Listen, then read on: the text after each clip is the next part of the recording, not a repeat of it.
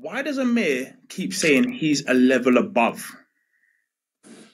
He's saying that because of the deluded character, the deluded man.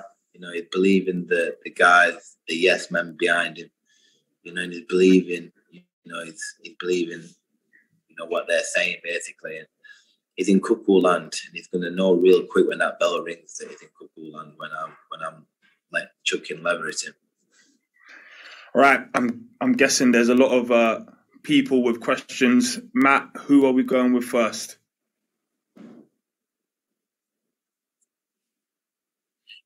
You're on mute, Matt. Sorry, right, just going through now.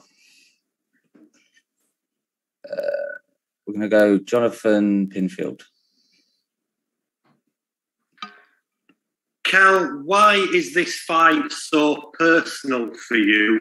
And what's the biggest advantage you think you've got over Amir? I think, first of all, it's the respect there. You know, he's never given me and he's never acknowledged me as, you know, as a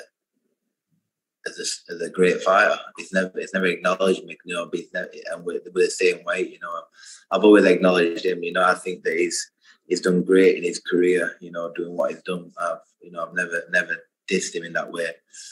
And so that, you know, it's what it is to me.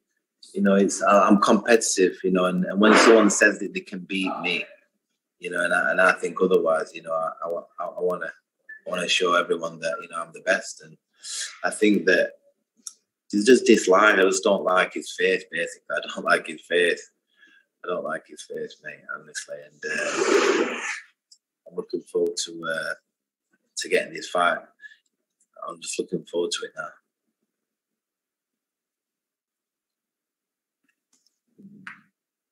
All right, cheers. Next, we're going to go to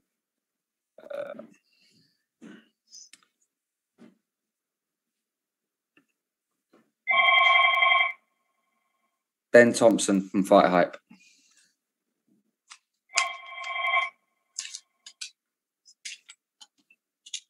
Ben, you on? No.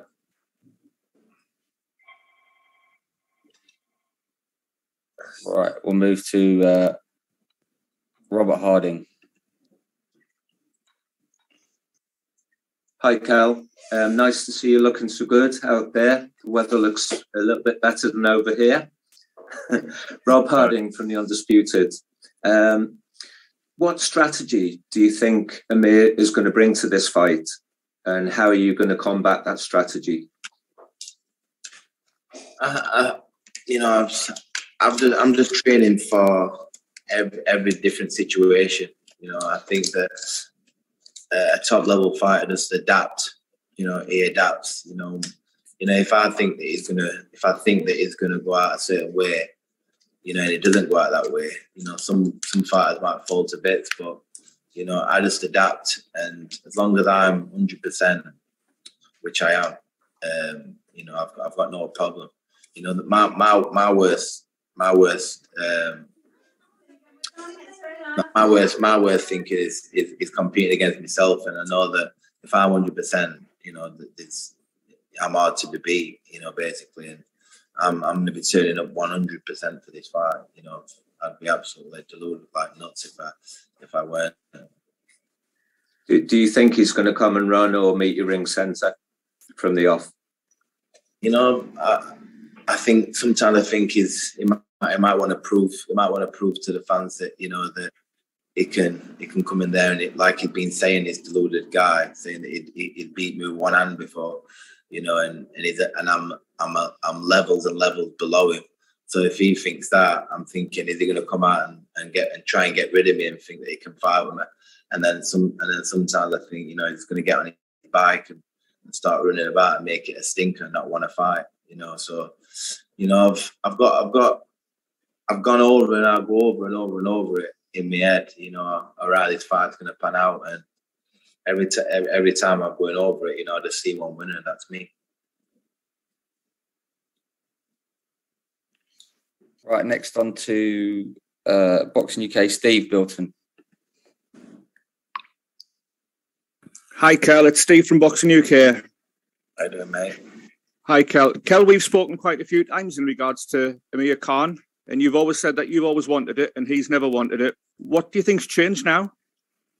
I think he probably wants a big house in Dubai. I think he probably wants a big house in Dubai, or his wife wants something like mega, maybe. I just think that he's blagged it that much. In America, nobody wants to see him, and I think this is the biggest money fight out there for him.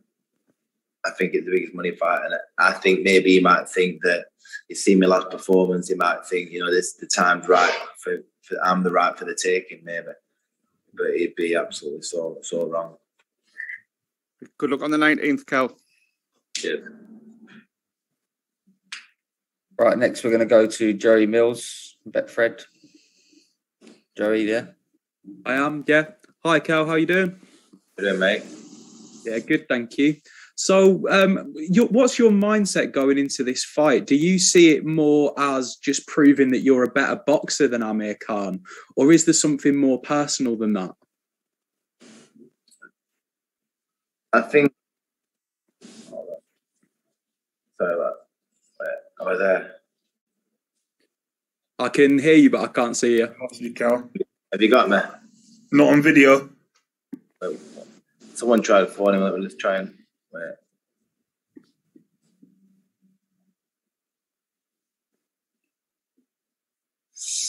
I don't know what's happened here. Can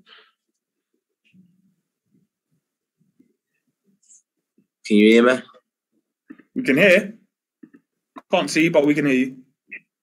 I'm going to have to come back to that. Sorry, I lost myself. What was the question again? Sorry.